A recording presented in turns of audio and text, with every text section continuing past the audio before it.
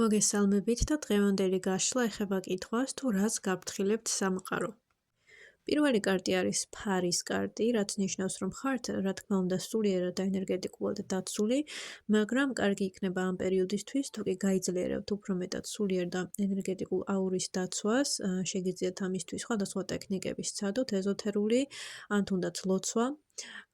შემდგომი კარტი აქ არის დედოფლის კარტი. რაც გეუბნებათ იმას, რომ კარგი იქნება თქვენთვის გულის გახსნა, სიყვარულზე კონცენტრაცია და არა შურზე, ნეგატივებზე ან სიბრაზეზე, ანუ გაფრთხილება, რომ ფრთხილად იყოთ ნეგატიურ აზრებთან და ენერგიებთან და კონცენტრირდეთ უფრო მეტად დადებითზე.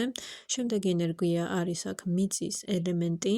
რაც მოგიწოდებთ იმისკენ, რომ მეტად გადაერთოთ ლოგიკურ ენერგიაზე, ანუ ლოგიკაზე, მენტალურ ენერგიაზე და არ აყვეთ რაღაც სიტუაციებს ემოციურად ან ემოციური მიჯაჭვულობით.